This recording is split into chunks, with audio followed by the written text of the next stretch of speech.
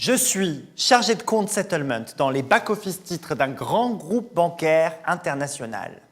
Un lundi matin, Alexandre, jeune trentenaire, est propulsé officieusement au poste de manager de son service.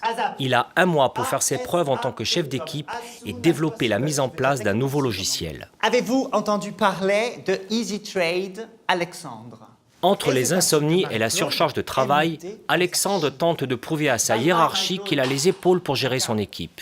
Depuis que vous êtes à la tête du settlement, je n'ai jamais reçu autant de plaintes de la part des clients. Pourtant, dès sa prise de fonction, un monstre de son enfance refait surface. Le T-Rex. Ce monstre venu du fond des âges, cette bête humaine qui sommeille en chacun de nous, sème le trouble dans la conscience du personnage. Je suis le roi des lézards tyrans. Et tout bascule jusqu'au chaos. Je suis... Allez, casse-toi de chez moi! Casse-toi de chez moi! T-Rex réunit sur le plateau les 2 plus grands prédateurs qui ont régné sur Terre à 65 millions d'années d'écart. Le tyrannosaure et le banquier. Qu'est-ce que je suis devenu?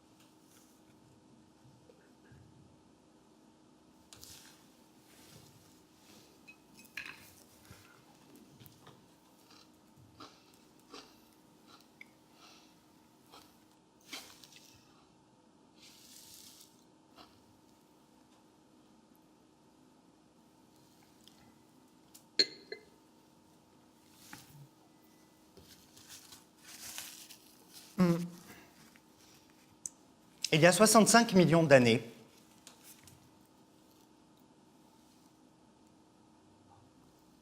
une météorite s'est écrasée sur la Terre, au niveau du golfe du Mexique.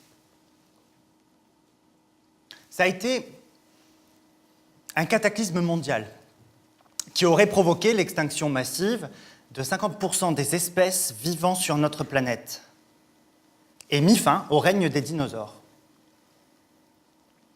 Parmi eux, le Tyrannosaurus rex, littéralement le roi des lézards tyrans. C'est le super prédateur. Tout en haut de la chaîne alimentaire, c'est le maître incontesté du Crétacé. 6 mètres de haut, 12 mètres de long, 7 tonnes. Vous le figurez? C'est le plus célèbre des dinosaures. Il a même un petit nom d'ailleurs. Le T-Rex. Steven Spielberg en a fait une icône mondiale avec Jurassic Park. Je ne sais pas si vous avez vu Jurassic Park. Alors moi, quand je l'ai vu, c'était au cinéma, quand c'est sorti, j'avais 9, 10 ans, et j'ai été traumatisé. Alors dans le film, pour ceux qui l'ont vu, les protagonistes visitent le parc dans des voitures électriques guidées par des rails. Les voitures s'arrêtent devant l'enclos du T-Rex, mais le monstre reste caché dans la jungle. Du coup, on met une chèvre pour l'appâter et pour l'amener à la vue des visiteurs. Bon, il y a un orage, panne d'électricité, les voitures tombent en panne, la nuit tombe et les voitures sont bloquées devant l'enclos du T-Rex. Et puis d'un coup, un bruit sourd venant de loin. Un deuxième, un troisième, un quatrième. Le bruit se rapproche de plus en plus fort. La terre vibre. Dans la voiture, tout le monde se fige. Et c'est alors qu'une des enfants se rend compte que la chèvre a disparu. Et le temps qu'elle dise « mais où est la chèvre ?», un cuisseau ensanglanté de la chèvre vient s'écraser sur le toit panoramique de la voiture. Tout le monde hurle de terreur, et la caméra monte, et là, le T-Rex apparaît entre les arbres.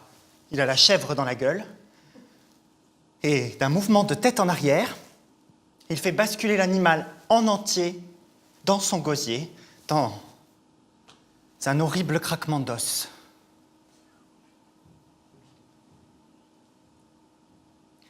Bon, puis alors après, il détruit son enclos, il s'évade, il pousse un rugissement terrible, et puis il attaque les voitures. À un moment donné, il détruit un petit cabanon dans lequel il y a les toilettes. Et là, il bouffe le mec qui s'était caché à l'intérieur. Il le chope comme ça d'un coup, bam. Il le secoue dans tous les sens, on entend le mec hurler dans la gueule du monstre. Et il le gobe. Comme la chèvre.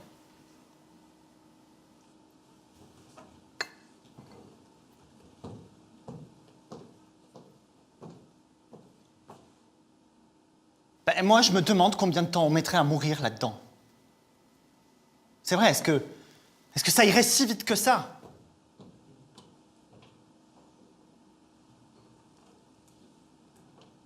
Se sentir écrasé entre les muscles de sa langue et de son palais.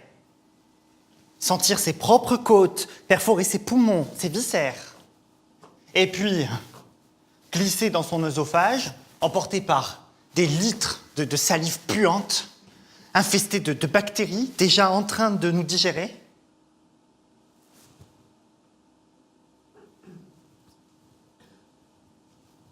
Bon, on ne saura jamais, hein, puisque le T-Rex n'existe plus.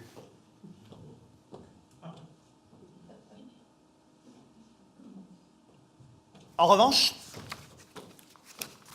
nous avons le métro parisien. Ah bah oui, prendre le métro parisien aux heures de pointe, c'est un peu comme se faire gober par un T-Rex. Hein. Tout y est, l'écrasement, la suffocation, l'odeur, les bactéries. Mais en fait, le métro parisien, c'est une sorte de tube digestif géant, où chaque station de métro serait à la fois une bouche et un anus. Et puis alors nous sommes la nourriture. C'est-à-dire que quand on y entre, on est tout frais. Mais alors quand on en sort? Merci. C'est malheureusement le lot de la plupart des Parisiens qui travaillent dans le secteur tertiaire. Je suis chargé de compte settlement dans les back-office titres d'un grand groupe bancaire international. Chargé de compte settlement, c'est bon, hein, tout le monde voit ce que c'est, j'explique pas, c'est pas la peine, hein? Non mais je plaisante. Bien sûr que je vais vous expliquer. Et je vous rassure, c'est normal de ne pas savoir. Ce n'est pas exactement le genre de métier où on se dit, quand on a 4 ou 5 ans, « Hey, papa, maman, quand je serai grand, je serai chargé de compte settlement ou astronaute. » Non. Alors, comment vous expliquer ça rapidement? Je gère un portefeuille client. Alors, les clients, c'est les grands noms de l'économie mondiale. C'est Morgan Stanley, JP Morgan, Citibank, BNP, Bank of America.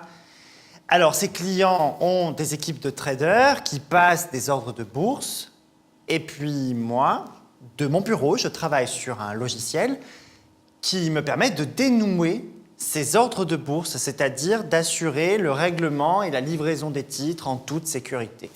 Voilà. Oui, parce que je suis en train de parler de transactions de plusieurs dizaines, voire centaines de millions d'euros. Hein. Et moi, je fais ça toute la journée pour un salaire mensuel d'à peu près 2 000 euros par mois. Brut. Ah ouais. Alors, autant vous dire que je suis un des maillons essentiels de la chaîne de l'économie mondiale.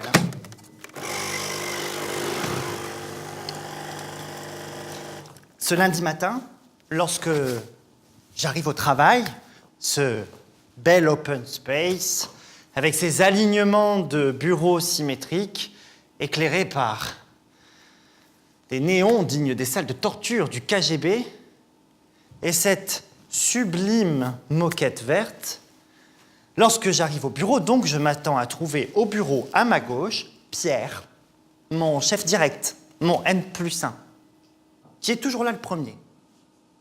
Pierre, il est super. Non mais c'est vrai, il est très sympa. C'est un des rares gars du boulot qui fait pas semblant de s'intéresser au foot pour avoir quelque chose à raconter à ses collègues. Hein.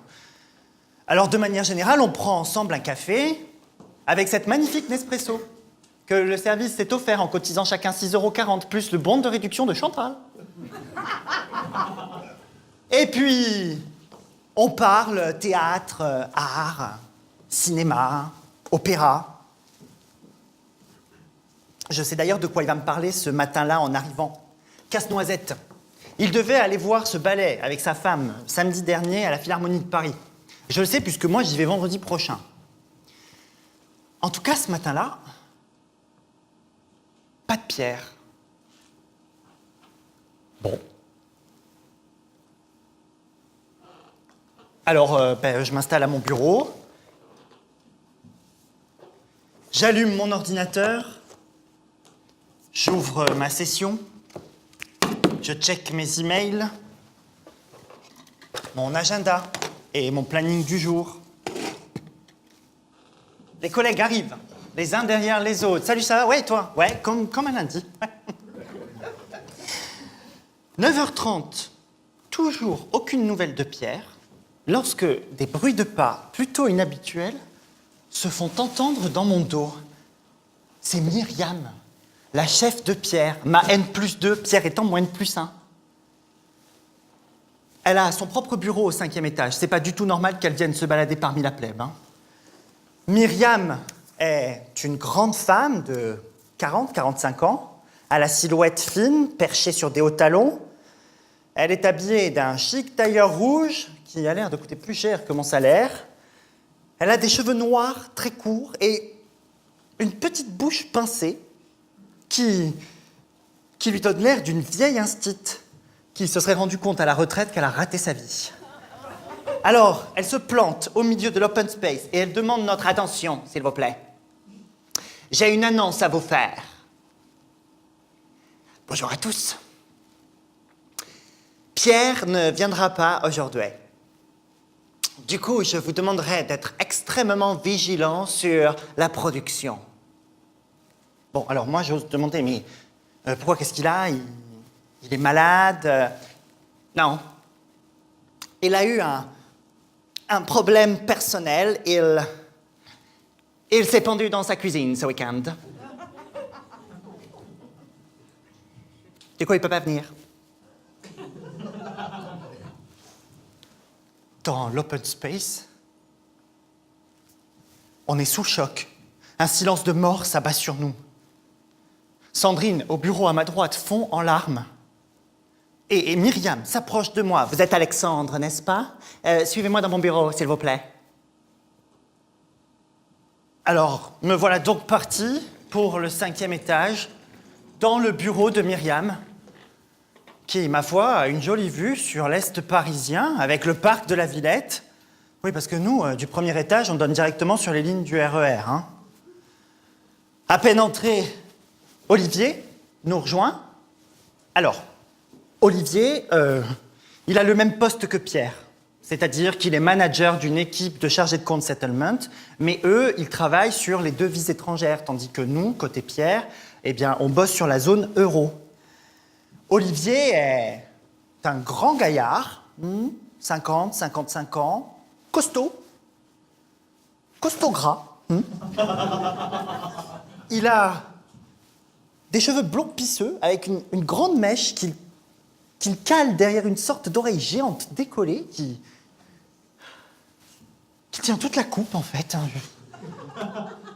Alors, Myriam s'installe à son bureau. Alexandre, je ne vais pas y aller par 4 chemins. La mort de Pierre est une tragédie. Bon, jusque-là, nous sommes d'accord. Avez-vous entendu parler de Easy Trade, Alexandre? Oui. Alors, Easy Trade, c'est un logiciel que le service informatique est en train de mettre en place pour le settlement, justement. Depuis l'année dernière, Pierre gère la mise en place de ce nouveau logiciel. Vous savez que nous sommes en train de signer avec Goldman Sachs. Un client primordial pour la banque. Cependant, nous leur avons promis que Easy Trade serait mis en place dès le mois prochain. Ah. Maintenant, je comprends mieux pourquoi la mort de Pierre est une tragédie. Alexandre, Olivier, ici présent, pense que vous seriez le meilleur élément pour reprendre la mise en place de ce nouveau logiciel. N'est-ce pas, Olivier? Ah bah oui, bien sûr, tout à fait, Myriam. Moi, bien sûr, pour toute la partie devises étrangères, il n'y aura pas de problème.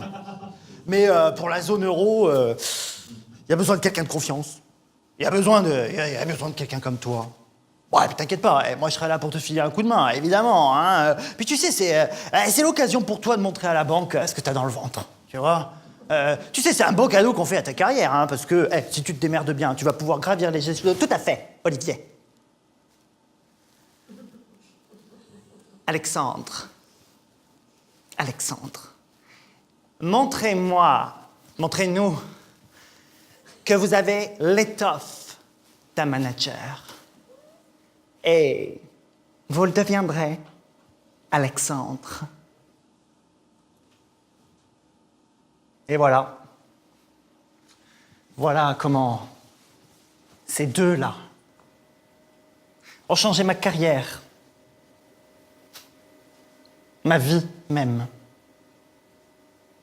Tout se met en place très vite. Olivier annonce à l'équipe mes nouvelles responsabilités le jour même, histoire de profiter de l'apathie générale due à l'annonce de la mort de Pierre et éviter ainsi toute question gênante. Bah oui, personne ne proteste. Évidemment, certains ont encore les larmes aux yeux. Mais Olivier, ça veut dire que je suis vraiment leur manager. Bah, officieusement, ouais. Ouais. Bah écoute, fais tes preuves pendant un petit mois, laisse-moi gérer ça avec Myriam et d'ici quelques semaines, ce sera annoncé, officiellement.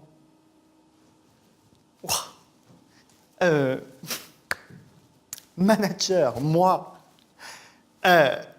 j'en reviens pas.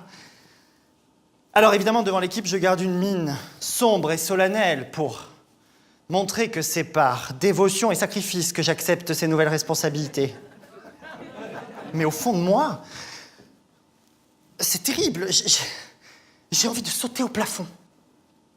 Et d'ailleurs, quand mon père m'a appelé, ce qui est bizarre, parce qu'il n'appelle jamais, je lui ai tout de suite dit « Papa, je vais avoir une promotion, mon chef s'est suicidé, je vais reprendre sa place. »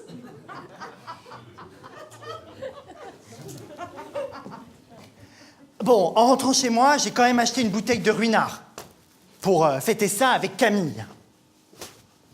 Ah oui, alors, Camille, faut que je vous parle de Camille. Camille, on vit ensemble. Enfin, je veux dire, on n'est pas coloc, hein, on est un couple. Depuis 3 ans. Bon, là, c'est un petit peu la routine en ce moment, hein, mais on s'aime. Beaucoup. Voilà. Bon, alors, on a quand même bu une coupe à la mémoire de Pierre, évidemment. Et puis, on s'est enfilé le reste de la bouteille en trinquant au management. Et je me suis entraîné à faire le chef. Hein. Camille. Avez-vous, Camille, envoyé le reporting des positions short à Goldman Sachs? Camille. Oh non, monsieur, j'ai été très, très vilaine. J'ai complètement oublié. Appelez-moi chef, Camille. À genoux! Chef, oui, chef! Eh, ça faisait longtemps qu'on n'avait pas fait l'amour comme ça.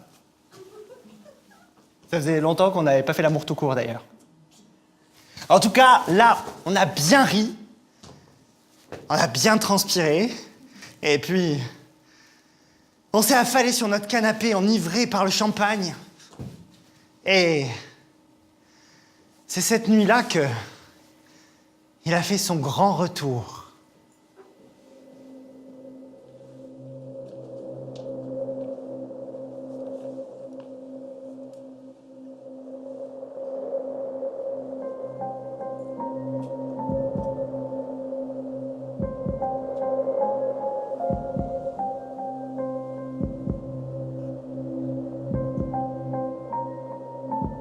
Je suis au bureau avec mes collègues. Nous sommes dans l'open space, mais ça ressemble un peu au parc de la Villette. Pierre est contrarié. Le format de fichier n'est pas bon. EasyTrade ne fonctionne pas. De son bureau, Myriam nous regarde, l'air sévère.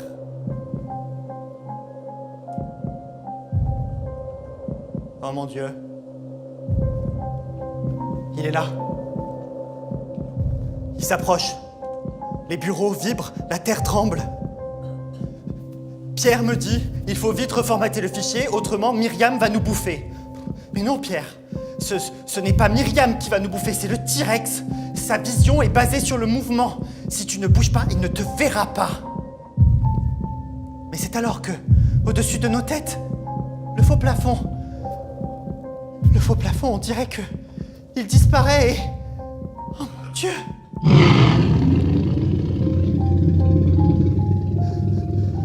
Moi, je suis tétanisé, je n'ose pas bouger.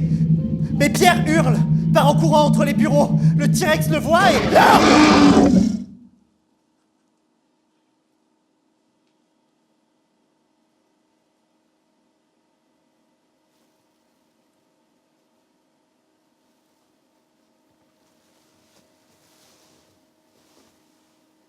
« 4h42.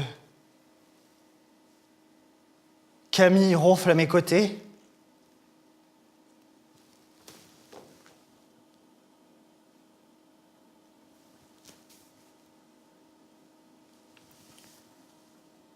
Dans Jurassic Park, Alan Grant, le paléontologue, il explique très bien que la vision du T-Rex est basée sur le mouvement. Si tu ne bouges pas, il ne te voit pas. Bon, depuis, il a été prouvé que c'était des conneries. Hein. Les scientifiques ont démontré que le T-Rex avait une très bonne vue et un odorat particulièrement développé. Si tu bouges pas, il te bouffe.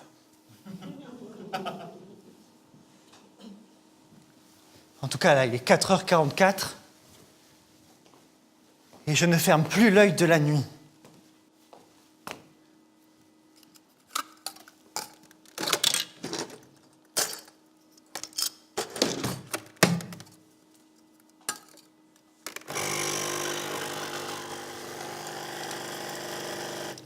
Et je me demande ce que ce T-Rex vient faire par ici.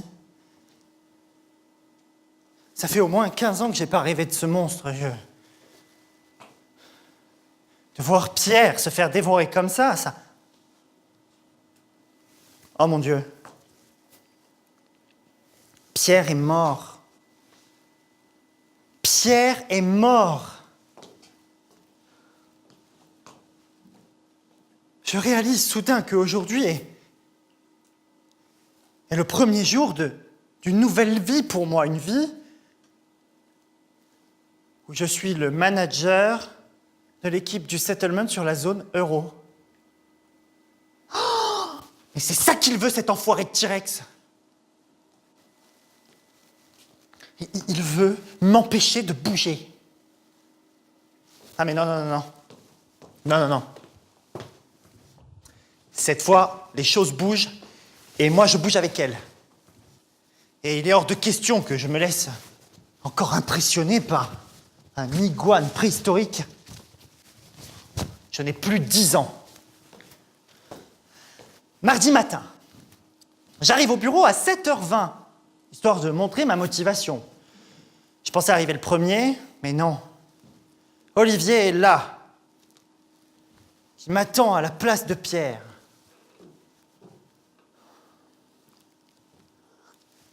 Ça peut paraître idiot, mais ça m'agace. Alors, il me pose des questions sur ce que je connais du poste. Puis alors moi, bien sûr, histoire de l'impressionner, je lui réponds avec tout un tas de termes bancaires très compliqués. Oui, tu sais, Olivier, il n'y a pas de problème. Je sais gérer toute la partie money market, les openings et les closings, tout ce qui est balancing, la cash forecast. Il n'y a pas de souci aussi pour tout ce qui est turquoise, Chi-X, on exchange, les repos, les swaps, les varants, les repairs de switch. Stop. Tout ça, c'est de la prod. D'accord, ouais, c'est le taf des chargés de compte. Toi, maintenant, t'es manager. Enfin, presque. Les mains dans le cambouis, c'est terminé. Hein. Tu sais, aujourd'hui, on demande plus aux managers de connaître le boulot. Hein. Alors, toi, maintenant, tu dois diriger, contrôler, planifier et organiser. Voilà. Ah, va falloir que tu apprennes à déléguer, mon pote. Hein. Bienvenue dans le monde du management. En prenant la tête de l'équipe, je deviens l'intermédiaire privilégié de tout un tas de services périphériques au settlement. Alors on me colle tout un tas de réunions avec le service commercial, la compta, le juridique, la DRH, les moyens généraux. Et on fait des réunions, et on planifie, on organise, bref, comme l'a si bien dit Olivier, je n'ai plus le temps de gérer mes propres dossiers, je dois donc déléguer mes clients. Bon, alors je me dis, je connais mes collègues, ils sont un peu spéciaux, mais ils sont sympas. Sauf que, du haut de ma nouvelle position, je les découvre sous un nouveau jour. Alors, par exemple, au desk du fond, il y a Marie-Christine, Marie-Françoise et Marie-Claude. Oui, alors c'est le package, hein, elles sont vendues par 3, sont tout le temps fourrées ensemble. Alors, elles ont pas loin de la soixantaine, et alors, elles ont le même indice de masse corporelle. C'est-à-dire que ce que l'une perd en hauteur, elle le gagne en largeur. Bon, alors elle refuse catégoriquement de prendre un nouveau client. Hein. Oh bah non, hein, on peut pas. Hein. Bah ouais, faut embaucher. Hein. Oui, parce que c'est toujours les mêmes contraintes. Hein. Bon, ces trois-là étant syndiqués, que j'ai pas forcément envie d'avoir la CGT qui se mêle de mes affaires, je ne dis rien. Du coup, je demande à Isabelle, notre cotorep. Bon, elle est sourde, mais elle lit très très bien sur les lèvres. Hein. Isabelle, est-ce que tu pourrais me prendre 2 ou 3 clients, s'il te plaît? J'ai pas compris. Est-ce que tu pourrais me prendre 2 ou 3 clients, s'il te plaît? J'ai pas compris. Je lui envoie un mail pour lui expliquer. J'ai pas compris. D'accord. Donc même par mail, Isabelle reste sourde. À ma demande. Ah oui, alors j'ai eu un refus aussi de Bernadette. Une grande black, avec un look un peu particulier. Disons que elle se maquille comme une voiture volée, puis elle change de perruque toutes les semaines. Elle a fait un truc étrange avec ses sourcils. Alors elle les a complètement rasés. Et puis elle en a redessiné des nouveaux. Mais alors pas du tout de la bonne forme, et alors pas du tout au bon endroit. Bon, enfin bref. Bernadette me dit qu'elle préfère ne pas prendre de nouveaux clients, car elle a peur que ça nuise à sa grossesse. Bon, j'apprends donc que Bernadette est encore enceinte. De son 5e à 26 ans. Je n'insiste pas. Heureusement que les autres collaborateurs se montrent un petit peu plus conciliants. Et par ailleurs, Olivier demande au service informatique de me donner accès à tout un tas de nouveaux logiciels qui vont me permettre, dit-il, de checker la production. Ouais.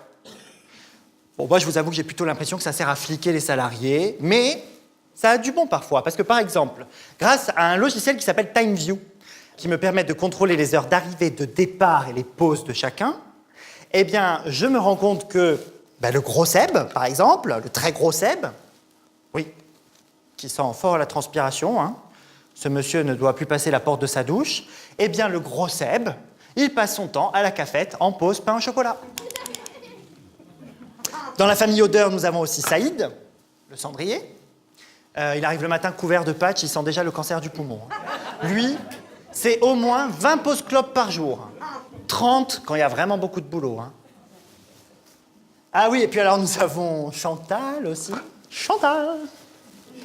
Alors Chantal, tous les jours, elle se trouve une couleur de vêtements qu'elle décline de la tête aux pieds, et puis elle s'asperge d'une tonne de parfum bon marché correspondant à la couleur du jour. Bon, alors quand elle est en rose, c'est fraise, en jaune, c'est citron, en vert, c'est menthe, bref. Chantal, c'est la petite touche fruitée qu'on a mis entre le gros Seb et Saïd le cendrier, histoire de maintenir un équilibre aromatique supportable dans cette zone de l'open space. Alors Chantal, c'est pas les pauses de problème, hein, non, elle bosse. Mais Chantal, comment dire, grâce à un logiciel qui s'appelle TrackID, Et bien, je me rends compte qu'en fait, elle est complètement conne. Vous pouvez pas vous imaginer le nombre d'erreurs qu'elle commet. Je suis toujours obligé de passer derrière elle pour vérifier son travail. En fait, tant que je lui demande de faire des trucs mécaniques, ça va. Mais alors, dès qu'il faut réfléchir 2 secondes, je me rends compte que le bleu de ses beaux yeux n'est que le reflet de l'eau qui s'agite dans sa boîte crânienne. J'ai été aussi très surpris par Luca. Luca, un italiano, très chic, qui s'habille en costume Kenzo Yves Saint Laurent Dior. Je sais pas comment il fait pour se les payer. Hein. Alors, lui, je le voyais toujours très concentré sur son écran. Je me disais, quel bosseur. Sauf que, grâce à un logiciel qui s'appelle e-control, je me suis rendu compte que Luca passait son temps sur venteprivée.com. Ah ben j'ai enfin compris d'où venaient tous les colis qu'il reçoit au bureau. Hein. Des fringues, des sacs, des chaussures, du maquillage. Et puis alors après, à 17h, il se rend compte qu'il a complètement oublié de bosser. Puis alors là, c'est la panique à bord. Hein. Ma che cazzo posso fare adesso? Ma che cazzo di telefono? Ma che cazzo voglio tu? Ma che cazzo? Oui, Luca adore le cazzo. Ah, je vous jure, c'est pas facile. Hein. Être manager, on est censé se tirailler entre les exigences de sa hiérarchie et l'inertie de son équipe. Enfin, heureusement, à côté de ses bras cassés se trouve, au bureau juste à ma droite, Sandrine. Une perle, l'assistante de rêve. Sandrine a entre 30 et 50 ans. Ben, ça dépend d'où vient la lumière, en fait. Hein. Elle a une sorte de filtre sépia sur elle. Un peu comme si on l'avait téléchargé d'une photo des années 50 et qu'on l'avait catapultée là, dans l'open space.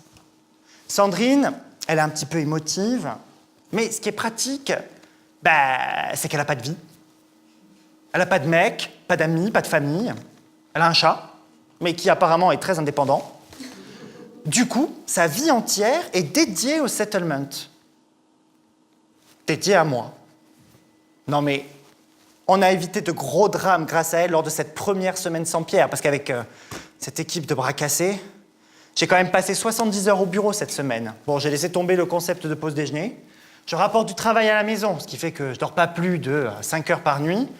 Je commence à avoir des bons cernes et des petites plaques de psoriasis qui apparaissent à la base de mes sourcils. Mais bon, quand je fais le bilan de cette première semaine sans Pierre, je suis plutôt content de mon travail. Et même assez fier de ma petite équipe. Vendredi soir, à 19h, téléphone sonne. Oui, Myriam, Alexandre, pouvez-vous monter dans mon bureau, s'il vous plaît? Me voilà donc reparti pour le bureau de Myriam, au 5e étage, et elle me félicite à sa manière.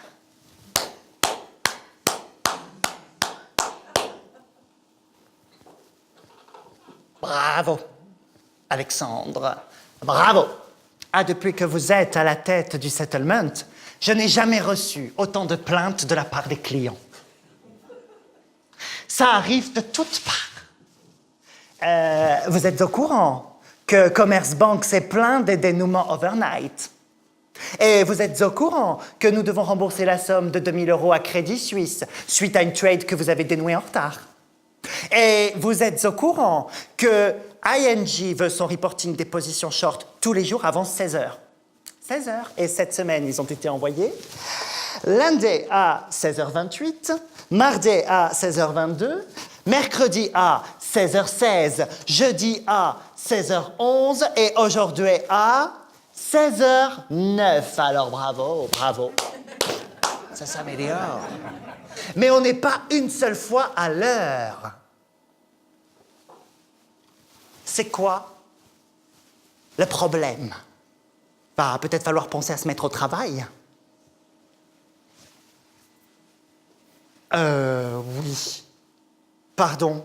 Je suis désolé, Myriam, c'est vrai, avec la mort de Pierre, je me suis laissé un peu déborder. Ne remettez pas tout sur la mort de Pierre, s'il vous plaît, Alexandre. Ça fait 1 semaine qu'il est mort, un peu de décence. Bon. Ressaisissez-vous, s'il vous plaît. Et montrez-moi que j'ai eu raison de vous faire confiance. Ah, et pour la réunion de lundi matin, vous me ferez la partie sur Goldman Sachs à part. Bon week-end. La réunion de lundi matin. Mais enfin, mais quelle réunion de lundi matin? Moi, je suis au courant de rien. Hein. Alors, dans les couloirs, je tombe sur Olivier. Il y a une réunion lundi matin. Oh, ben un peu, ouais. C'est la réunion du cahier des charges de Goldman Sachs pour Easy Trade. T'étais pas au courant? Oh, merde. C'était prévu avec Pierre. Oui, mais Pierre est mort. Pierre est mort. Et comme ça fait déjà une semaine, cette excuse est périmée. Bah écoute, si tu veux, je suis en copie de toute la correspondance entre Pierre et Goldman Sachs. Moi, je peux t'imprimer ça. Ben oui, s'il te plaît. Nous voilà donc partis pour imprimer la correspondance entre Pierre et Goldman Sachs. Oh mon Dieu, j'en reviens pas. Je vais devoir me coltiner tout ça tout le week-end. Téléphone sonne. Papa? Oh non.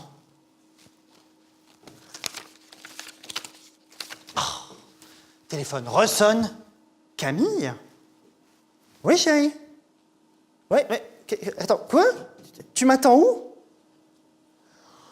Merde! Casse-noisette! On avait rendez-vous à la Philharmonie de Paris pour aller voir Casse-noisette. Je lui ai pris les places pour son anniversaire. Oui, chérie. Je suis encore au bureau, là. Non, je me fous pas de ta gueule, non. Bah évidemment que j'ai eu un problème, qu'est-ce que tu crois? Je reste ici pour le plaisir.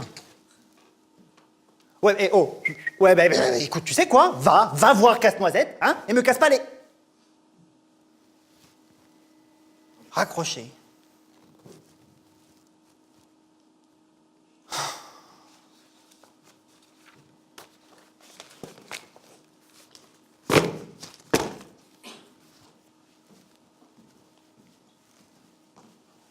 Je passe mon week-end le nez dans la correspondance de Pierre et Goldman Sachs. Camille me prend la tête pendant 2 jours, puis alors l'affaire Casse-Noisette n'a pas aidé. Hein. Sympa le cadeau d'anniversaire, seul à l'opéra. Bon, tu viens, on sort. Allez, il fait beau, tu travailleras plus tard. Il y a du soleil dehors, franchement, t'as une sale gueule, hein. Ça te ferait du bien de sortir. Hein. Tu travailleras plus tard. Allez, chérie. Je sais pas si tu vois là, mais j'ai un peu de travail en fait, d'accord? Et plus vite tu me laisseras tranquille, et plus vite je serai disponible. Mais tu sais quoi? Ne te gêne pas, toi, je t'en prie. Va prendre le soleil, au lieu de me prendre la tête. La porte a claqué. Qui n'arrête pas de me prendre la tête parce que je manque route dans mon travail?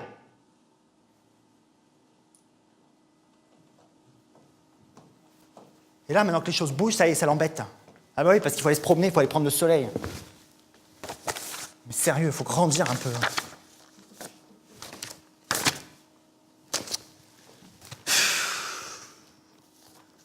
Je reviens même pas de ce que je suis en train de faire, là.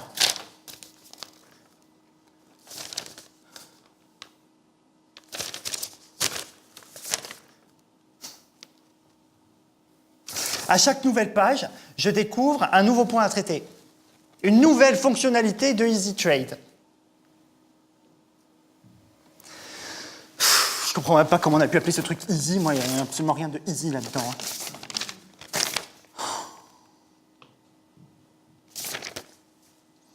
Pourquoi je vais passer, moi, lundi matin? Je ne dois rien laisser au hasard.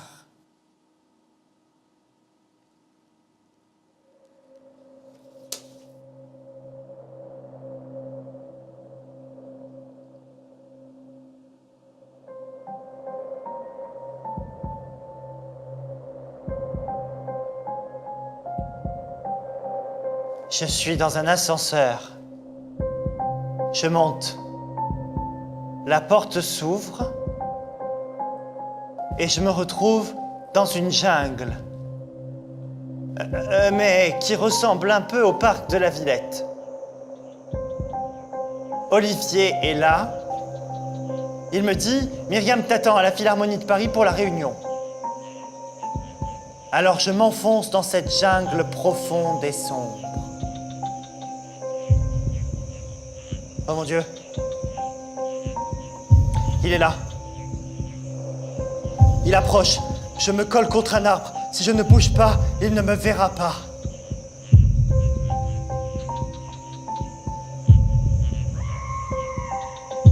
Un cri? Oh mon Dieu! C'est Camille qui court à travers les arbres. Je devrais lui dire ne cours pas Camille, ne cours pas. Si tu ne cours pas, il ne te verra pas. Mais je ne dis rien. Je ne dis rien. Pourquoi est-ce que je ne dis rien? Je me tais. Oh mon Dieu, le T-Rex! Moi je ne bouge pas. Mais Camille court. Et le T-Rex il... Oh mon Dieu! Non! Non! Non!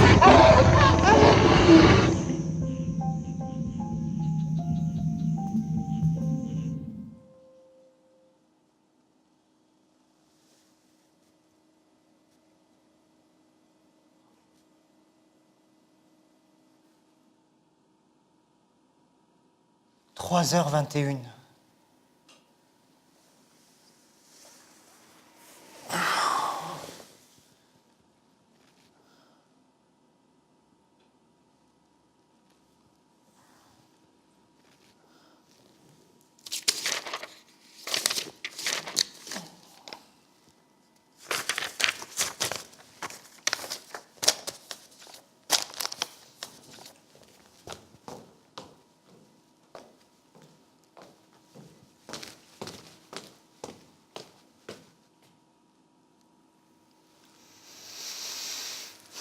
Camille ronfle et dort en étoile en plein milieu du lit.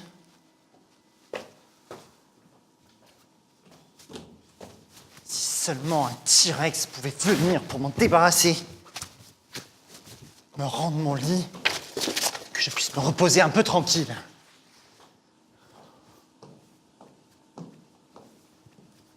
Lundi matin, 8h.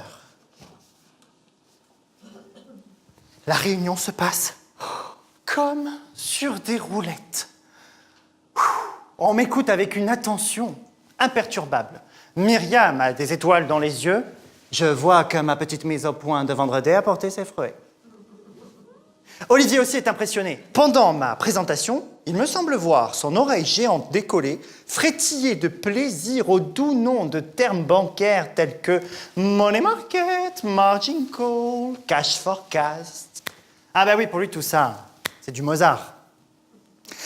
À l'issue de cette réunion, nous fixons le week-end de migration de Easy Trade à dans 4 semaines. J'ai donc un mois pour gérer ma petite équipe et montrer à Myriam et Olivier mes capacités de manager. Le soir même, Bernadette vient me voir, la grande black avec les sourcils bizarres. Alors elle me dit qu'elle va devoir prendre son congé mat plus tôt. Parce que sa grossesse serait à risque à cause de... je sais pas. Je n'écoute pas. Je suis complètement obnubilé par la chorégraphie étrange de ses faux sourcils. D'autant que pour la première fois, je me rends compte que les vrais sont en train de repousser à leur place naturelle. En tout cas, plus de Bernadette. Il faut donc distribuer ses clients. Dans l'open space, la charge de travail commence à échauffer mes chargés de compte. Et puis l'arrivée de la canicule n'aide pas. Isabelle, notre cotorep. 50 ans, bouffée de chaleur, ménopause. Fait trop chaud, faut mettre la clim. J'envoie donc un mail aux moyens généraux en mettant en copie Olivier pour qu'elle puisse invalider ma demande et qu'ils envoient quelqu'un pour monter la clim.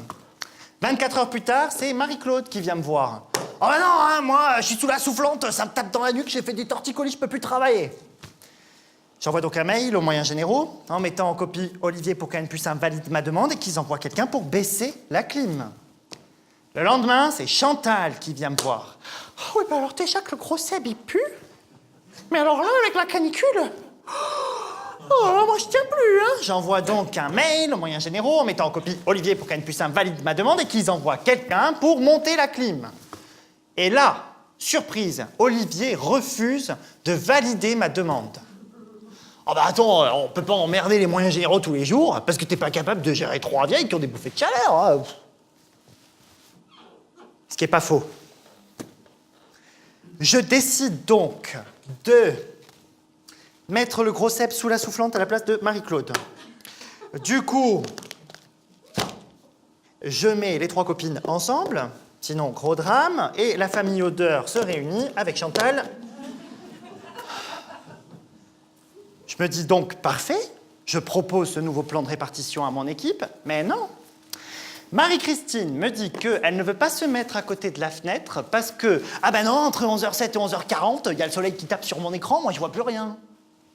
J'échange donc avec Marie-Françoise, qui elle me dit qu'elle ne veut pas se mettre à côté du fax à cause des ondes qui donnent du cancer du cerveau.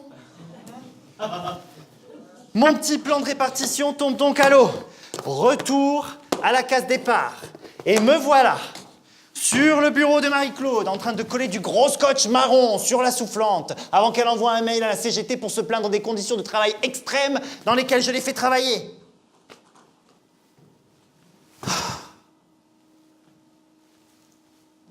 Quelques jours plus tard, nous recevons une notification des moyens généraux. Par souci d'économie et d'optimisation, ils ont décidé de supprimer toutes les imprimantes individuelles pour les remplacer par un seul imprimeur photocopieur multifonction géant commun à tous les tâches.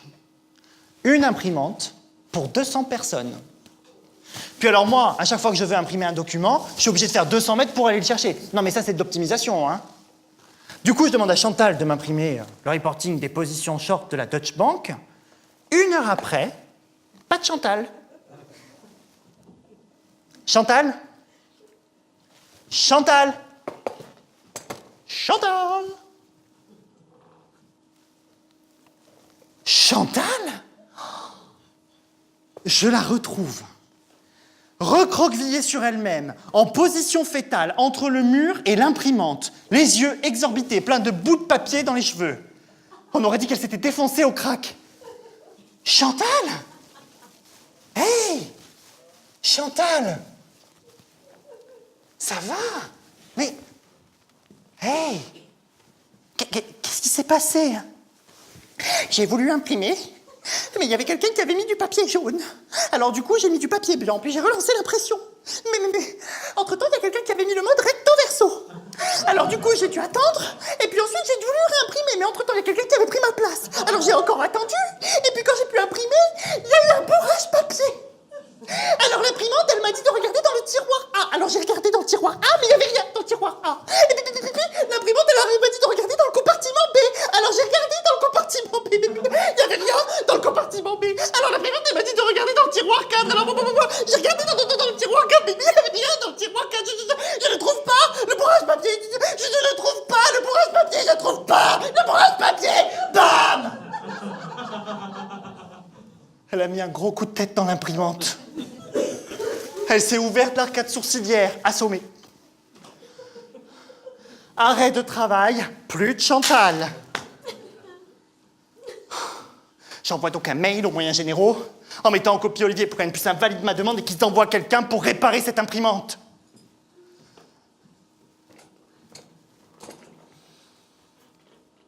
Le départ de Chantal, ça a été la goutte d'eau qui a fait déborder le vase. Il faut de nouveau distribuer ses clients. Mais là, les 3 Vierges Marie font blocus. Marie-Claude va plus loin. Elle organise la rébellion. Elle enrôle tous les chargés de compte dans la résistance. Il n'y a plus que Sandrine qui me soit fidèle. Alors ils viennent en touristes. Ils foutent plus rien. Ils répondent à peine aux clients. Ils répondent à quelques mails. Et plus personne ne fait d'heures sup. À 17h30, on les voit partir en file indienne. Marie-Claude en tête. Il me laisse tout un tas de travail à achever. La situation m'échappe, moi je ne sais plus quoi faire. Olivier me conseille, dans ces cas-là, une seule solution, diviser pour mieux régner. D'accord, bon. Sauf que, quelques jours plus tard, je tombe sur une opération de plusieurs centaines de millions d'euros non dénouée. C'est une erreur très grave. Grâce à mon logiciel TrackID, je sais que c'est Luca, l'italiano, qui a commis cette erreur. Je devrais moi-même dénouer cette opération et ainsi éviter à mon client de lourdes pénalités. Mais je repense au conseil d'Olivier et je décide d'imputer cette erreur à Marie-Claude, le cœur de la résistance. J'envoie donc un mail à tout le service. Cher chargé de compte, bonjour. Suite à la négligence de Marie-Claude, concernant le dénouement tardif de telle opération, le service devra rembourser la somme de 22 000 € au client directement à partir de son budget. Cela aura pour impact la diminution globale de vos bonus de cette année. Bon, naturellement, ceux qui parmi vous se montreront impliqués dans le bon fonctionnement du service, et ce, malgré l'absence de nombreux collègues, se verront épargnés par cette mesure.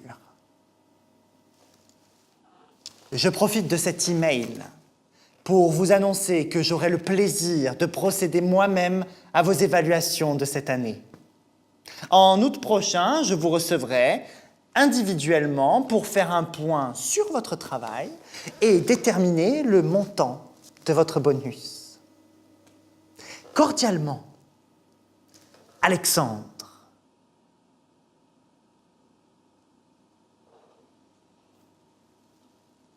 Cet email a eu l'effet d'une bombe. Ils se sont tous remis au travail, instantanément, pour histoire de conserver son minable petit bonus. Sauf Marie-Claude, évidemment. Elle est accusée à tort, alors elle rentre dans une rage folle et elle accuse Luca. Lui, n'hésite pas à mentir. C'est tout, non c'est toi, non c'est tout, non c'est toi, non c'est tout. Entre eux, la vieille aigrie et la drama queen méditerranéenne, je savais que le ton allait monter vite. Mais je pensais pas qu'on irait jusque-là. Hein. Marie-Claude perd vite ses moyens. Et lâche un « De toute manière, me parle pas, sale tapette !» Stupeur et tremblement dans l'open space. Luca est devenu tout rouge. J'ai cru qu'il allait lui en coller une. Mais non, il se met à chialer.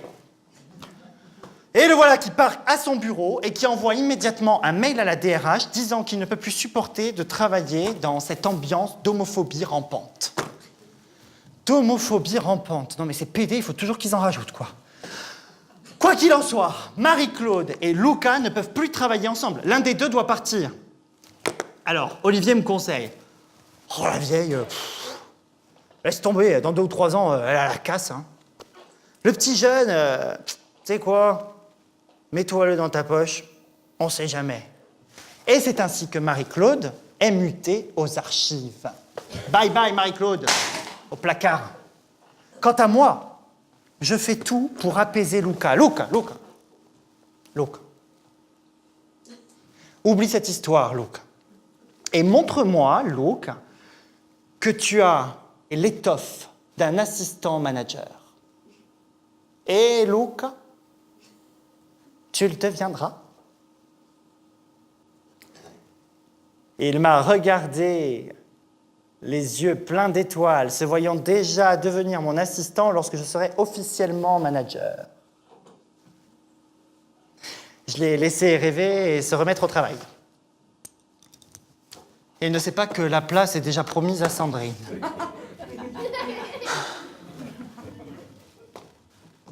Gérer les égos des uns et des autres me demande une énergie folle. C'est la cour de récréation. J'ai l'impression de faire le boulot de Camille. Je suis éducateur spécialisé pour adolescents attardés mentaux. Ah oui, alors avec Camille, ça bat un peu de l'aile, hein. Ben, c'est-à-dire que quand je passe des journées comme ça au bureau, je m'attends, en rentrant chez moi, à trouver un peu de réconfort, voire mieux, du silence. Mais là, on passe notre temps à s'engueuler. Puis alors le pire, c'est depuis que ASAP est rentré dans nos vies. Ah oui, je ne vous ai pas encore parlé de ASAP. ASAP, A-S-A-P, comme as soon as possible, qui veut dire dès que possible en anglais. ASAP, c'est mon nouveau téléphone portable professionnel. Un cadeau de Myriam, qui lui permet de rester connecté avec moi, H24. Puis elle en profite bien, hein. À n'importe quelle heure du jour ou de la nuit, je suis susceptible de recevoir un texto du type « Alexandre, merci de me faire ceci, ASAP.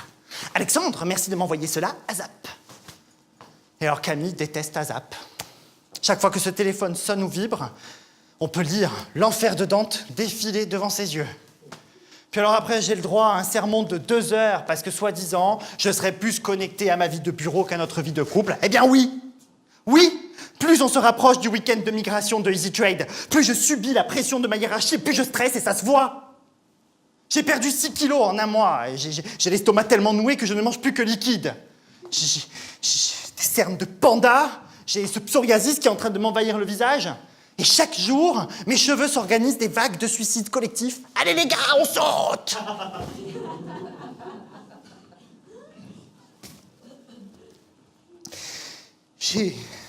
J'ai mal au lombaire et à la nuque. Oh. J'ai des migraines à répétition.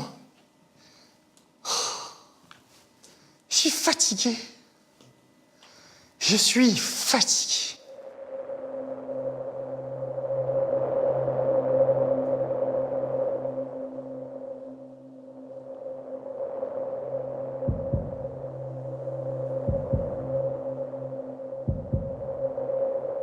Je suis dans un cimetière. Mais ça ressemble un peu au parc de la Villette. Nous sommes nombreux autour d'une tombe. C'est l'enterrement de Pierre. Surgissant de nulle part, le T-Rex arrive. Tout le monde s'enfuit dans tous les sens, mais moi, tétanisé, je ne bouge pas. Si je ne bouge pas, il ne me verra pas. Mais chose étrange, le T-Rex n'attaque personne. Il donne un grand coup de tête dans le cercueil de Pierre qui se renverse. Le col roule sur le sol et le T-Rex le bouffe.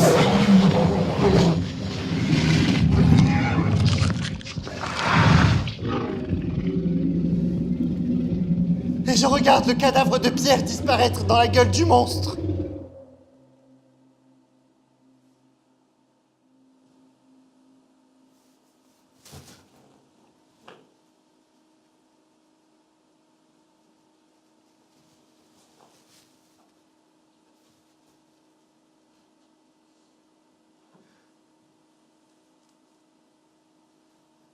Le T-Rex était aussi un charognard.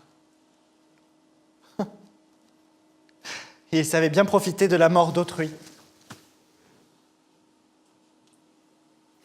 Je n'ai moi-même pas pris le temps d'aller à l'enterrement de Pierre.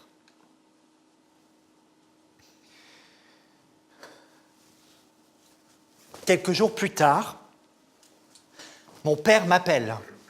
Je ne sais pas ce qu'il a en ce moment, il se souvient qu'il a un fils. Il est de passage à Paris, il voudrait qu'on dîne ensemble. Camille saute sur l'occasion. Je devrais venir, non? Tu pourrais me le présenter, ça fait 3 ans qu'on est ensemble. Oula. Non, Camille, mauvaise idée. Mauvaise idée. Non, mon père en a strictement rien à foutre de ma gueule. Alors de la tienne, je t'explique même pas. Non, laisse tomber. On va aller dans une brasserie complètement bidon, on va se regarder dans le blanc des yeux, il va se plaindre du menu et du prix, et puis je vais devoir me supporter ces bruits de déglutition parce que monsieur est incapable de mâcher ses bouchées de magret de canard avant de les avaler.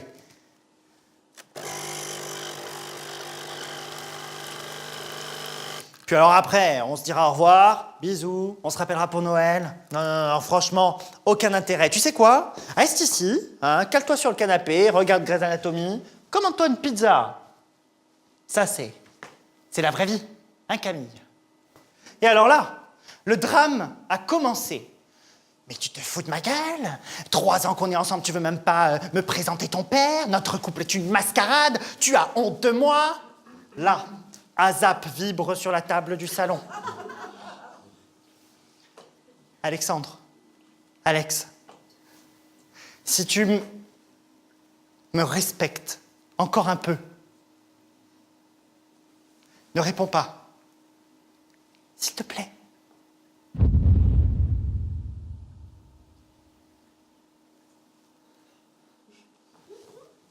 Oui, Myriam.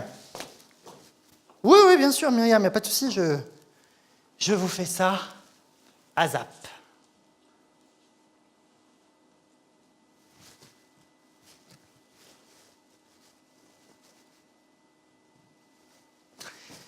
Camille a fondu en larmes et s'est enfuie dans la chambre comme une fillette. Impossible de me concentrer sur mon travail. J'entends ces sanglots pitoyables à travers la porte. À chaque reniflement, je me vois rentrer dans cette chambre, lui mettre un coup de pied retourné dans la tronche, lui enfoncer la cloison nasale au fond de son cerveau et abréger ses souffrances. Et les miennes. Ferme-la, ferme-la, ferme-la. Reste avec ton SMIC, tes débilos.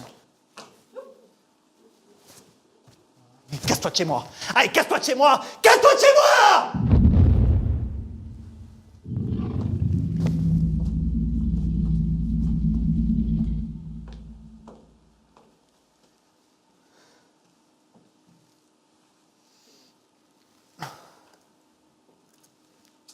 Sept jours plus tard, c'est le fameux week-end de migration de Easy Trade. Les équipes informatiques se relaient de jour comme de nuit pendant 48 heures. Et moi-même, je suis d'astreinte le samedi et le dimanche, en cas où il y aurait un problème sur les clients de la zone euro. Tant mieux, ça m'évitera de croiser le regard pitoyable de Camille qui vient chercher ses dernières affaires. Bon, la journée du samedi se passe sans problème majeur. La plupart des tests sont un succès. Du coup, le soir, j'en profite pour caler le dîner avec mon père et me débarrasser de la corvée. Bon, alors, sans grande surprise, le choix de la brasserie, pas très sophistiqué. Pendant qu'on consulte le menu, mon père me pose tout un tas de questions qui me mettent en joie. Comment va ta copine? Ça va. Camille, c'est ça? Ouais, c'est ça. Et elle pouvait pas venir? Non, elle pouvait pas, non. Ah, bah c'est dommage. Ouais, dommage, ouais. Attends, excuse-moi. Excuse-moi, papa, il faut vraiment que je prenne ça, c'est ma chef, c'est ma chef. J'en ai pour une seconde. Oui, Myriam, qu'est-ce qui se passe? Alexandre, il y a un gros problème sur Goldman Sachs. Le format de fichier n'est pas bon. Alexandre, qu'avez-vous fait? Je veux que vous me répariez ça à zap.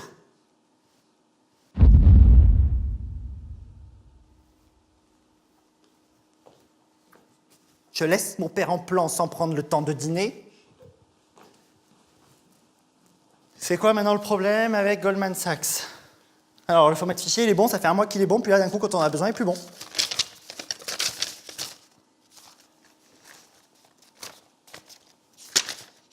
Il est où, ce format de fichier, putain de merde? Qui c'est qui a touché à ça? Il est où, ce putain de format de fichier? Mais il est où, ce putain de... Ah! Ah! Ah! Ah!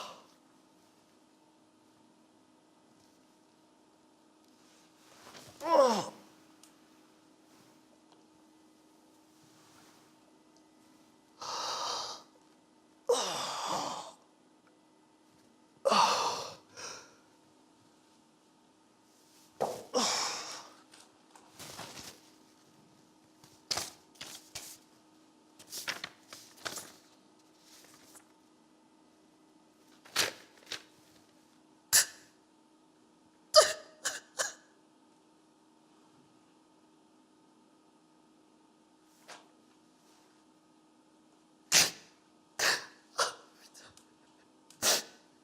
Je suis crevé.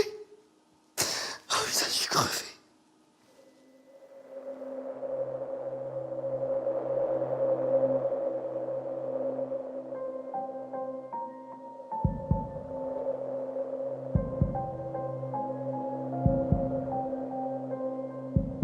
Je suis dans le bureau avec Sandrine. On travaille sur Easy Trade, mais ça marche pas, ça marche pas, ça marche pas. Putain, j'ai chaud. J'ai chaud. Sandrine chiale, elle est chiante. Oh, j'ai chaud, il faut que je sorte. Je sors dans la rue pour respirer. Je respire. Je respire. Oh mon Dieu! Tout le monde court dans tous les sens dans la rue. Mais moi, je ne bouge pas, je ne bouge pas. Si je ne bouge pas, il ne me verra pas. Mais je crois qu'il me voit. Je crois qu'il me voit. Il me regarde. Il s'approche. Il s'approche. Oh mon Dieu! Ah mon Dieu, non, je suis dans la gueule du monstre. Je ne veux pas, je ne veux pas. Il m'aspire, il m'avale. Oh mon Dieu, je m'accroche, je tiens bon. Mais une main venant des entrailles du monstre attrape ma cheville. Un zombie décharné, à la peau à moitié digérée, comme rongé par l'acide, me regarde et me sourit. Alex, Alex, tu ne me reconnais pas? C'est moi, Pierre. Allez, viens là!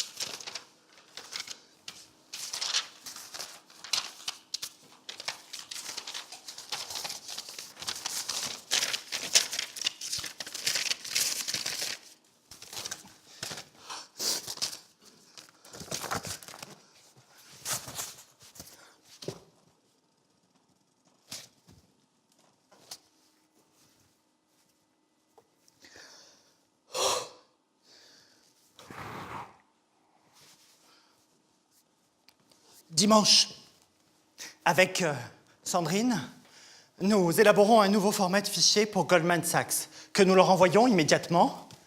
Et ils nous renvoient un fichier complètement merdique sur lequel nous passons notre journée à travailler afin de pouvoir l'intégrer à EasyTrade.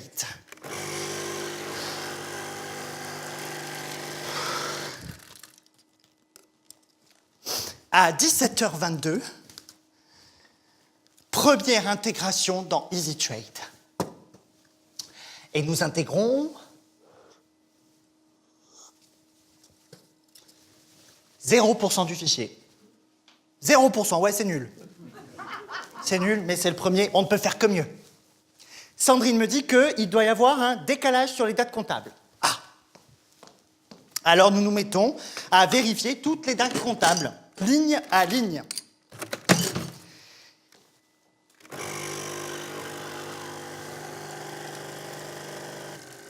Et il y a 176 000 lignes.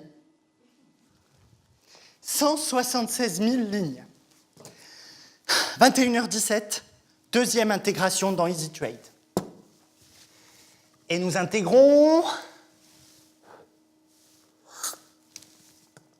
17% du fichier. 17% du fichier, c'est mieux, mais c'est pas top. Ouh. Sandrine commence à avoir les joues roses, ce qui, je rappelle, pour une petite dame d'ordinaire couleur sépia, n'est pas exactement bon signe. Hein. Myriam, de son bureau, passe son temps à nous coller la pression. Alors, on va dormir ici. 21h14. Un miaulement distordu résonne dans les sinus de Sandrine. Elle pense qu'elle a trouvé quelque chose. Il y aurait des points-virgules qui se seraient insérés dans certaines cellules. Des points-virgules. Des putains de points-virgules! Bon, ben, on se met à effacer les points-virgules, ligne à ligne.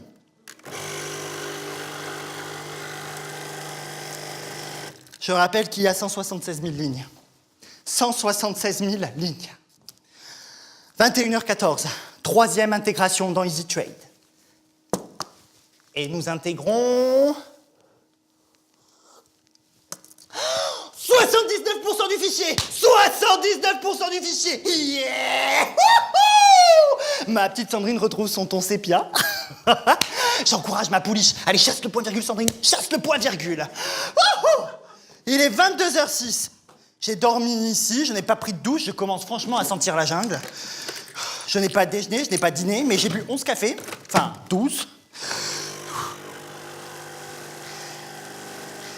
Je me sens un peu comme une majorette sous acide.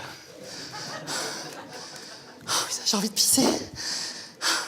22h31, téléphone sonne, Myriam. Alexandre. Alexandre, stoppez tout. Il semble qu'il y ait eu un malentendu. Goldman Sachs nous a envoyé un mauvais fichier. Il y aurait quelques points-virgules qui se seraient insérés dans quelques cellules. Bon, bref, il faut reprendre en fait le fichier d'hier. C'est fou de ma gueule. C'est fou de ma gueule. Me voilà donc en train d'annoncer à Sandrine que...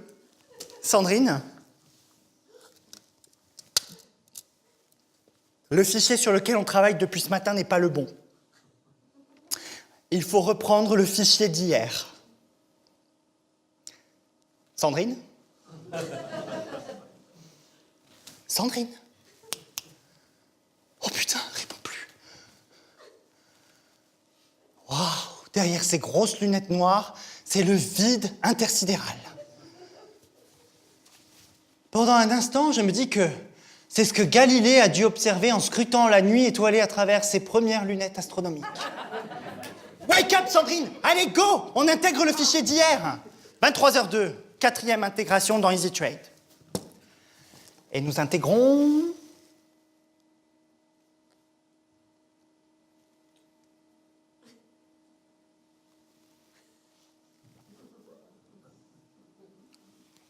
Il y a le petit sablier qui tourne. Oh, ça rame.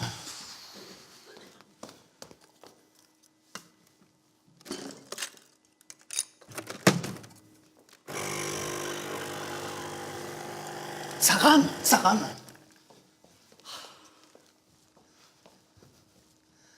Ça rame, ça rame. Alors, Olivier vient à la rescousse. Bon, dis donc, ça rame.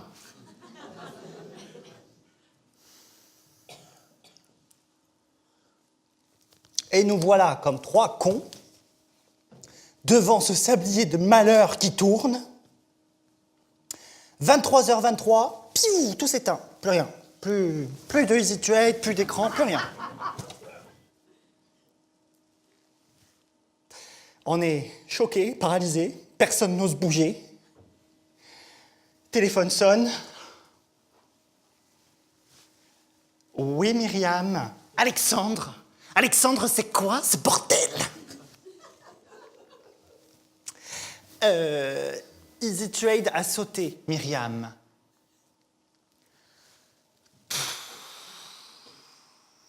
Bon, on va arrêter là, hein? Rentrez chez vous. Mais Myriam, la conf call de demain, quoi? La conf call de demain, quoi? Vous n'avez même pas réussi à intégrer le fichier du client dans le système. Vous aurez quelque chose à lui dire, vos clients? Non, Myriam.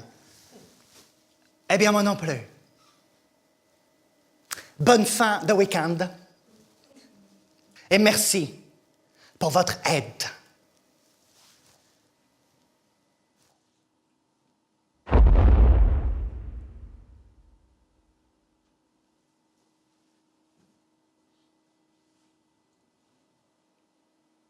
À ce moment-là, je me dis que j'ai tout foiré. Toutes les choses sur lesquelles je travaille depuis 5 semaines, tous les sacrifices, tout ça, ça aura servi à rien. Je n'arrive même pas à intégrer le fichier du client dans le système. On me fera jamais confiance. Je ne deviendrai jamais manager. Alors, Olivier essaye de me remonter le moral. Bon, t'inquiète. Il y a des jours avec et il y a des jours sans. Écoute, pour la conf call de demain, je vais faire avec ce que j'ai. Et puis toi, bah écoute, prends ta journée. Hein? Détends-toi, reste chez toi. Tiens, baise ta femme. Baise ta femme. Baise ta femme. Baise ta femme.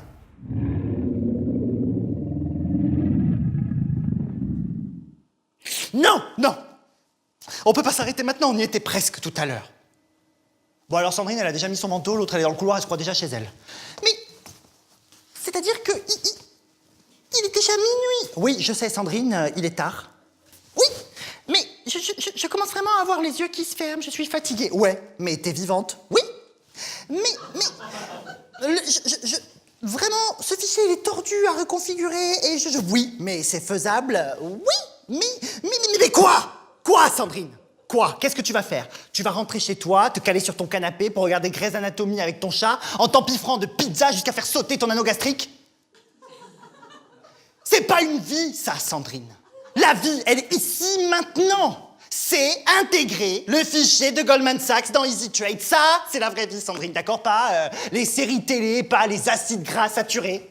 Sandrine, écoute, je sais, il est tard, ouais, il est tard. Mais prends ton courage à deux mains, Sandrine, d'accord? Tu es notre dernier espoir. Toi seul peux nous aider. Alors pose ton gros cul sur ce fauteuil, laisse tes doigts boudinés danser sur ce clavier, scanne-moi cet écran de tes yeux globuleux et trouve-moi ce foutu bug. Je veux que tu me prennes le fichier, Sandrine. Je veux que tu le retournes et je veux que tu le baises, d'accord? Je veux que tu le baises, je veux que tu la lui mettes bien profonde à cette salope de fichier. Je veux que tu me le retournes, je veux l'entendre crier et je veux le voir éjaculer des 0 et des 1 par toutes les colonnes. Et tu sais pourquoi tu vas me faire ça, Sandrine? Tu sais pourquoi? Hein, tu sais? Parce que tu es la plus grosse baiseuse de fichiers que je connaisse.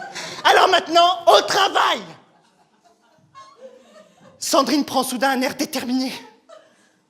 Ses yeux s'illuminent de certitude. De sa vie, elle ne m'aura jamais paru aussi vivante. Elle tourne les talons, se dirige à son poste, grande, belle, droite, une reine. Elle contourne son fauteuil, monte sur la table, ouvre la fenêtre et saute. La conne, elle a sauté. Oh mon Dieu! Téléphone sonne. C'est l'informatique. Oui? Oh, mais c'est génial!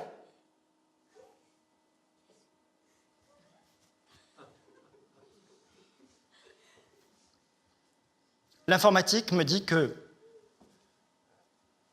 même si Easy Trade a sauté, l'intégration a été faite à 100%. Opération réussie.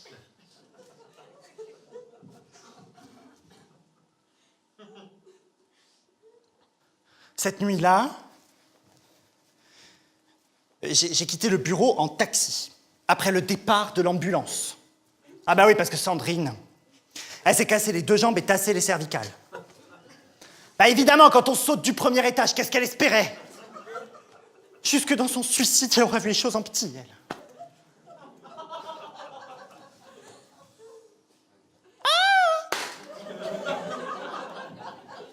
J'ai essayé de lui remonter le moral. Je suis allée sur son brancard, je lui ai dit « Sandrine, on a réussi !» Elle a vomi.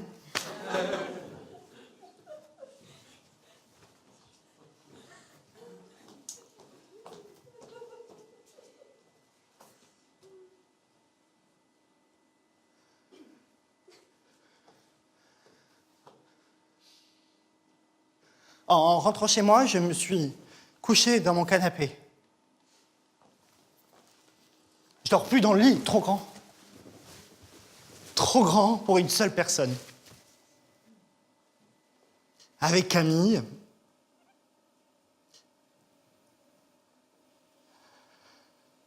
on avait choisi un lit king size.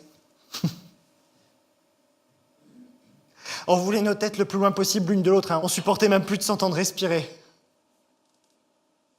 Mais on dormait toujours nos jambes entrecroisées. Je calais mes pieds gelés entre les siens qui étaient toujours chauds.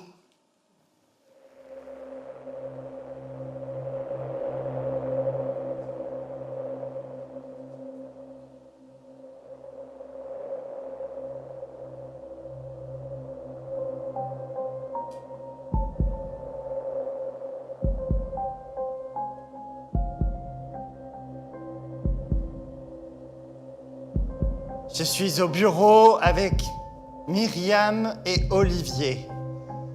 On travaille sur Easy Trade, mais ça marche pas. Ça marche pas. Les cons, ils m'engueulent. Mais le mur derrière eux se fissure. Le T-Rex met un gros coup de queue dans l'imprimante qui vient s'écraser directement sur Olivier. Myriam hurle. Le T-Rex la voit et la chope, ne laissant que ses talons aiguilles sur le sol. Le T-Rex me regarde. Il approche, sa gueule de moi. Il me fait un clin d'œil et me dit « Come on, baby, let's go party ». Alors je monte sur sa tête et je m'accroche à ses écailles. Bordel de merde! Je suis sur un putain de T-Rex!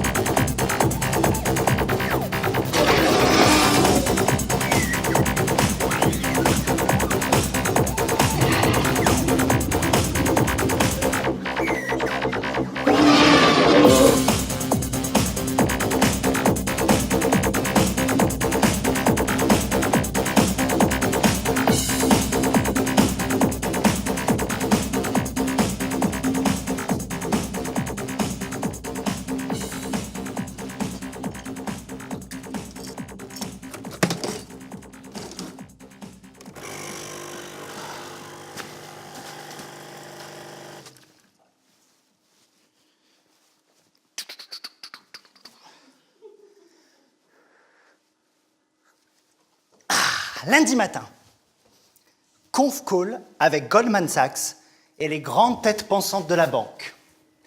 Nous sommes au 7e étage de l'immeuble, dans une grande salle entourée de baies vitrées avec vue à 360 degrés sur tout Paris. Nous sommes tous autour d'une grande table, directement en communication avec le client. Myriam fait un rapide tour d'horizon des nouvelles fonctionnalités de EasyTrade et Olivier prend la parole sur les zones devises étrangères. Et là, il enchaîne sur la zone euro. Ma partie, j'hallucine. Et il raconte tout ce que j'ai fait pendant ces dernières semaines comme si c'était lui qui les avait faites. Et il parle. Et il utilise tous ces mots compliqués qu'il aime tellement, cash forecast, money market, margin call. Il s'écoute parler et il se recoiffe. Et il évite mon regard.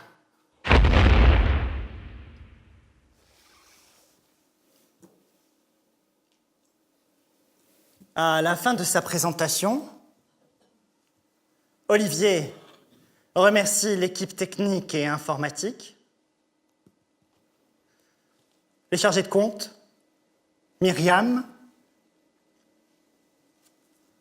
et Pierre, pour le remercier du travail qu'il a commencé, mais dont il ne verra pas l'aboutissement.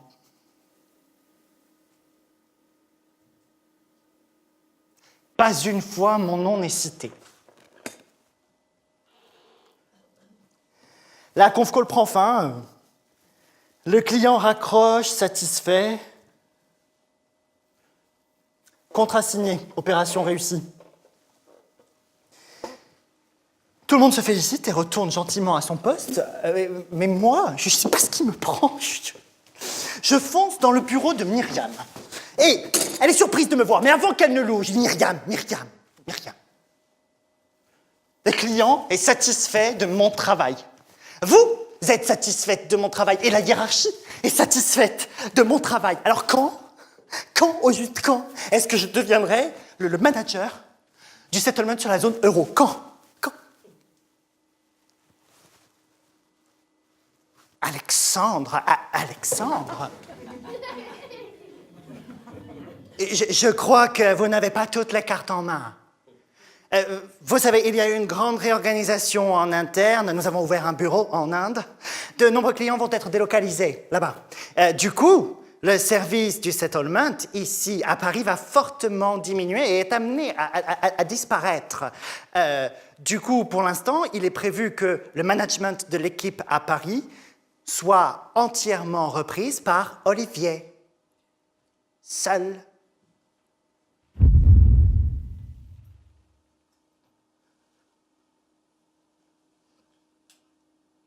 Au loin, le parc de la Villette se trouble. Et une violente envie de vomir me contraint à aller aux toilettes. Je me vois dans le miroir. Qu'est-ce que je suis devenu? Mon visage émacié me fait peur. J'ai le teint blafard, des cernes bruns et ce psoriasis qui me ronge la peau du visage. Derrière moi, une chasse d'eau est actionnée. La porte s'ouvre. C'est Olivier. Bravo pour ton travail, hein. Oh, attends, il tirait comme un chef, hein. Le client était ravi.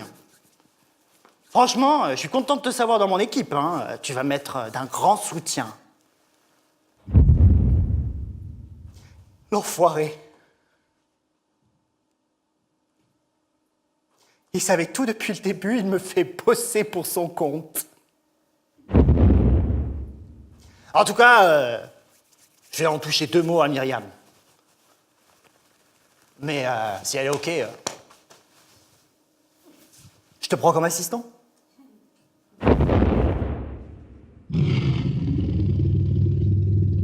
Mon regard s'assombrit. Ce n'est plus du psoriasis sur ma peau, mais des écailles. Je me mords les lèvres, le goût du sang me transforme. Je suis le roi des lézards tyrans. Je suis...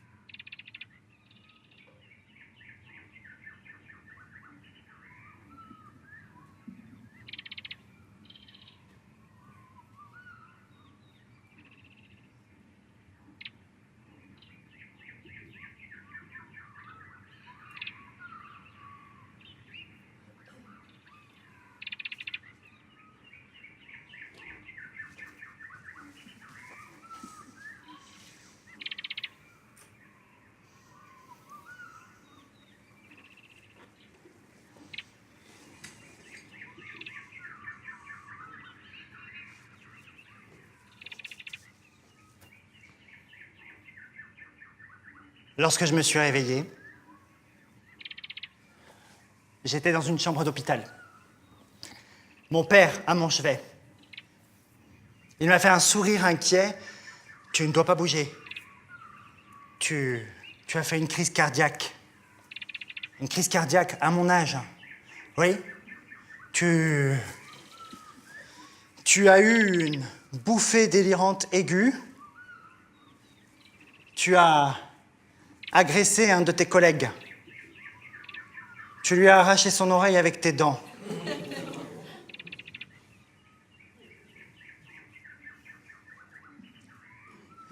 De vagues images de moi en train de bouffer l'oreille d'Olivier me sont revenues par bribes.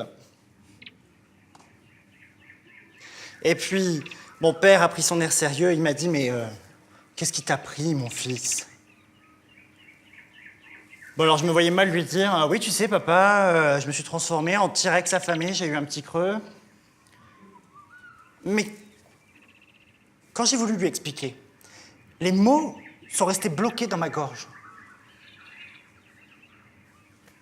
Et je me suis effondré, j'ai pleuré comme un petit garçon.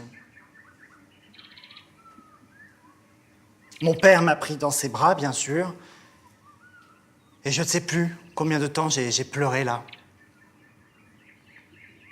Bon, j'ai fini par me calmer, bien sûr. Et mon père était tout gêné. Il m'a dit, bon, ça fait au moins 20 ans qu'on s'est pas pris dans les bras comme ça. Je me souviens, la dernière fois, c'était... Rappelle-toi, tu étais venu dans le lit, tu avais fait un cauchemar d'un dinosaure qui voulait te bouffer, je sais plus quoi. On était allé voir Jurassic Park au cinéma, tu te souviens? Je m'en souvenais même pas. Avant qu'il me le dise, je m'en rappelais plus.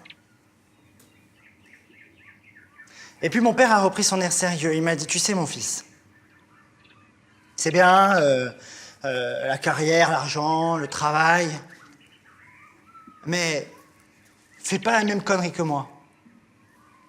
Occupe-toi de ta famille et occupe-toi de ta femme. Et là, quelque chose est monté en moi, quelque chose de plus fort que moi, quelque chose que je n'ai pas pu réprimer. Et je l'ai regardé et je lui ai dit, papa, Camille est un homme.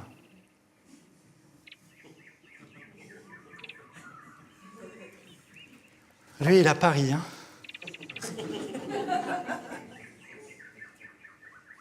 Il a fait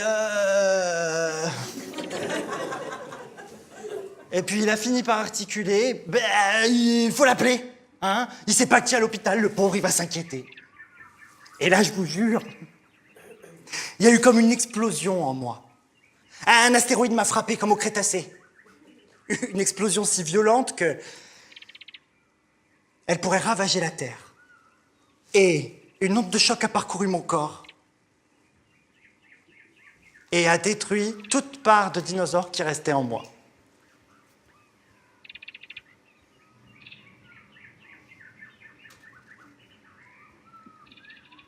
Cette nuit-là, j'ai dormi d'un sommeil sans rêve. Enfin, presque, hein. J'ai une vague image de Pierre qui me fait signe, en haut d'un arbre, dans le parc de la Villette.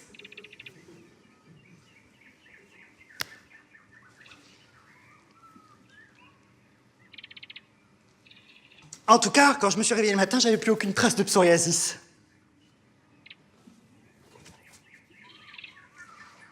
Bon, alors je ne suis plus retourné à la banque, évidemment. Ah, Olivier non plus, d'ailleurs. J'ai croisé à l'hôpital, ils lui ont recollé son oreille. Et puis ils l'ont bien collé, en plus. Et pour l'opération, ils ont été obligés de lui raser la tête. Franchement, il est mieux comme ça. Non, mais quelque part, je lui ai rendu service. Et j'ai croisé Sandrine aussi, à l'hôpital, puisque on y était tous. Elle porte plainte contre la banque. Et elle demande des dommages et intérêts. Du coup, il paraît que c'est Luca, l'Italien, qui a repris la tête du settlement à Paris. Mais bon, alors, il n'y a plus de clients, hein, ils sont tous partis en Inde. Du coup, il n'y a plus de travail. Il paraît que les Vierges Maries n'arrêtent pas de harceler la CGT parce qu'elles s'ennuient au boulot.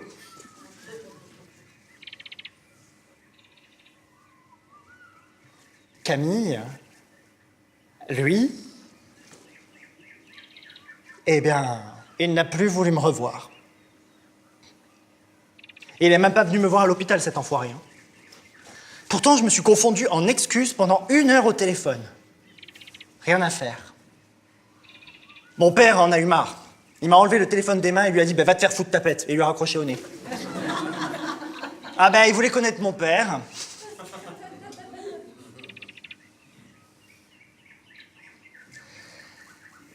J'ai plus ou moins été obligé de suivre une thérapie. Ma psy m'a dit que j'avais fait un burn-out. Un burn-out. Il y a donc un mot qui raconte tout ça. L'autre jour, elle m'a dit « Vous ne pensez pas que vous auriez pu Provoquez tout cela intentionnellement dans le seul but de retrouver un moment d'affection avec votre père.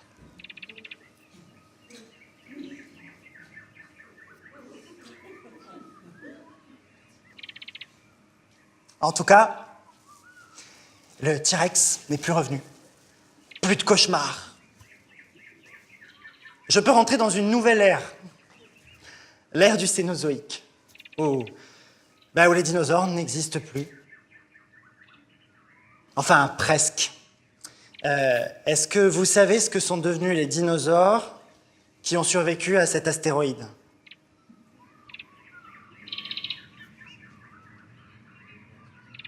Des oiseaux. Eh ben, j'aime bien cette idée, moi.